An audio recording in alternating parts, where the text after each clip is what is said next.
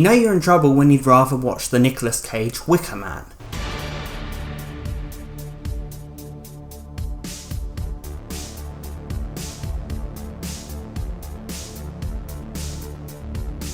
Hello everyone, my name's Jim and welcome back to My Movie Obsession, a place for film obsessors and geeky movie fans. If you love obsessing over movies, retro movies, superhero movies, all that good stuff, please subscribe to the channel and we can discuss our movie obsession. So it's time to talk about the horror movie that everyone is raving about, Midsommar. Directed by Ari Aster and starring Florence Pugh, Reynor and William Jackson Harper. This movie's getting such an amazing reception, guys. And it's been deemed as one of the scariest horror movies of recent times. And my opinion of the film is, it's extremely disappointing. You know, I just watched Child's Play, the new Child's Play.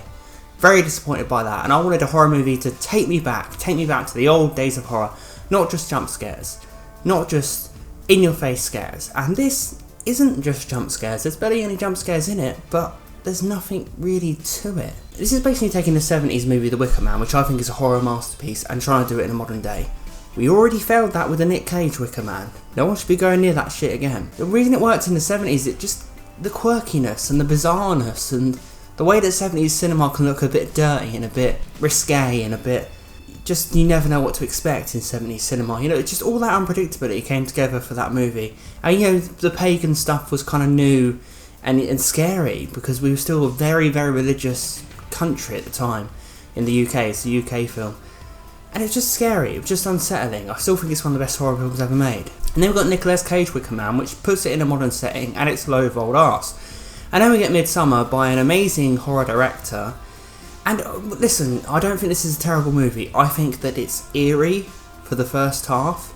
I think it's got a very slow pace, which I enjoyed. I think it sucks you in. I think it lulls you into a false sense of security. Basically about these kids who go on like a trip to this Swedish fucked up village. It's about this couple as well, played by Florence Pugh and Reynor, who are trying to rekindle their relationship. They kind of got a broken relationship. And these guys are so boring. This is such a boring relationship. But they're trying to rekindle that and come closer together.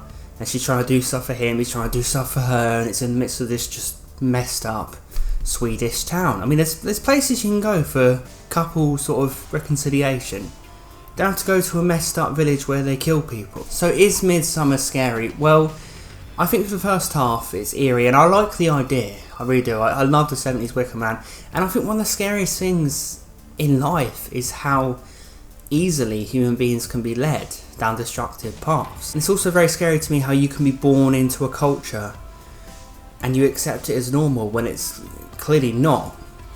Another scary thing is, how do we know what's normal?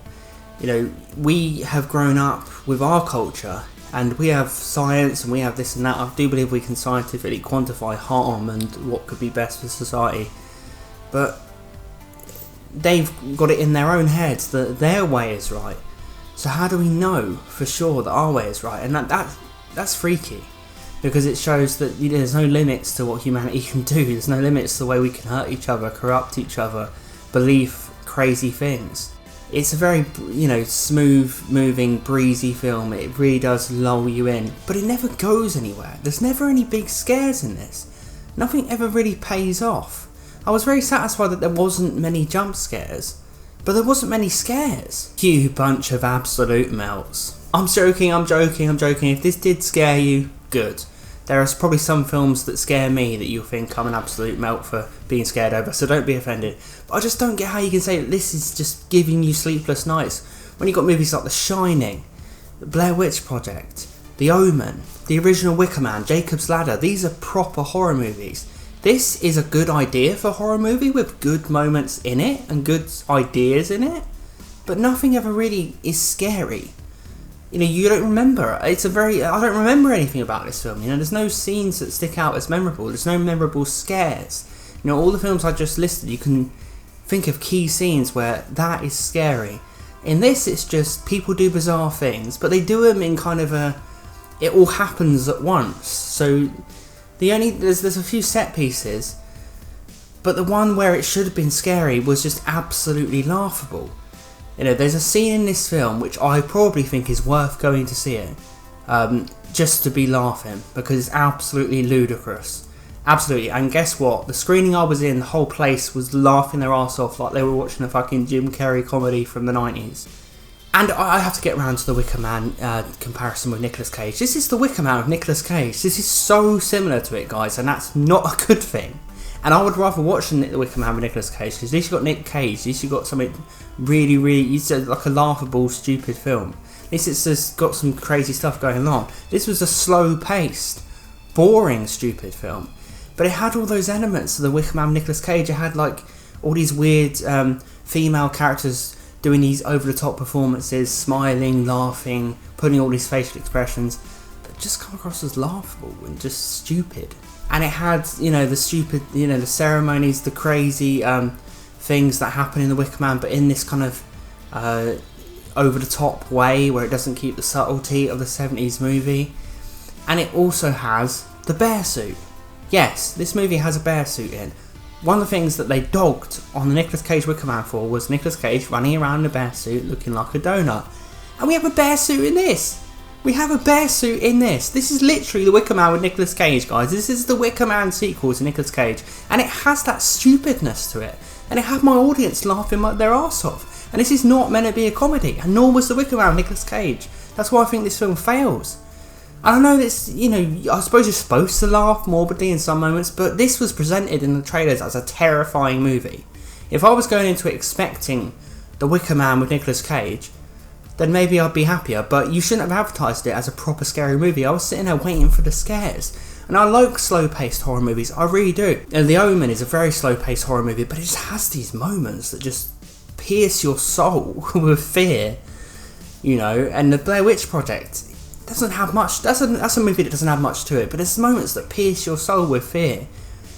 The moments either make you laugh, or you're waiting for something to happen, and there's potential things that could happen, but they never do.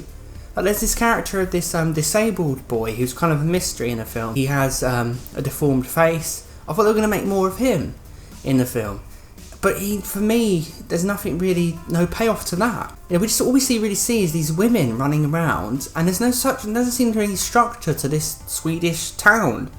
The Wicker Man was building to something. Christopher Lee had this plan from the start. This doesn't seem like there was any plan. It was just get these people here and fuck with them. What are we going to do overall? Just fuck with them, and then I don't know what else. Just continue to fuck with them until we've fucked enough. I hated every character in this film, guys. They blew my mind how bad they were. I really don't like the main girl, Florence Pugh.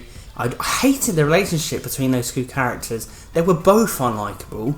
The girl was more sympathetic than the guy, but they were both annoying and bland.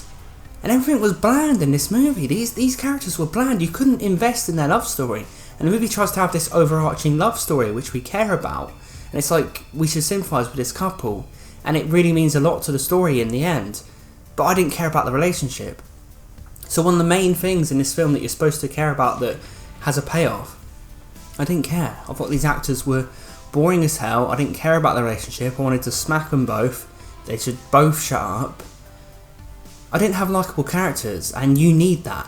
Again, we're going back to it, but the 70s Wicker Man, he's a fundamentalist Christian, the guy, Edward Woodward in that film. He's a pure Christian, and he's by the book Christian, which, for me, I'm only really a fan of moderate Christians, but I like the guy loads. So that's a massive achievement that they made Edward Woodward this strict Christian. He was so likeable. You really rooted for him. Here, these are just annoying millennials, and they don't do anything that you would do in this situation, and that's another thing. You have all these horror movies where people just don't do what they would do in that situation, and they take the mickey out of other horror films that are like slashers and comedic, and they go, we're the real horror, when they just make stupider choices in this than in those movies. So many times in this film, they should just got the fuck out, or tried to get the fuck out, but no, everyone was selfish in this movie. So I didn't want them to escape. I think it's very well made, and I think the first half has this hypnotising gaze to it, and this could have been really, really amazing. The ingredients are there, but it just doesn't unfold for me. It just doesn't get me to invest. There was a point like an hour in, I was like, I'm enjoying this slow burn, but this better go somewhere now. And it didn't go anywhere. it went bloody nowhere. So what do you guys think of Midsommar? Please let me know in the comments down below. And now, I'm sorry taking the mick out of anyone who was really scared by this.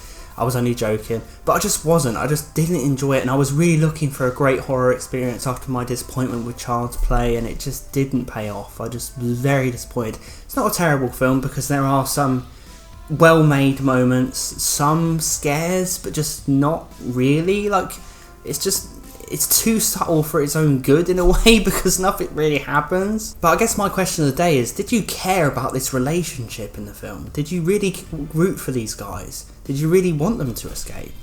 I don't know, just let me know down below what you thought of these characters, what you thought of this movie. Did you actually care? So once again guys, if you love to obsess over movies, please subscribe and we can discuss our movie obsession.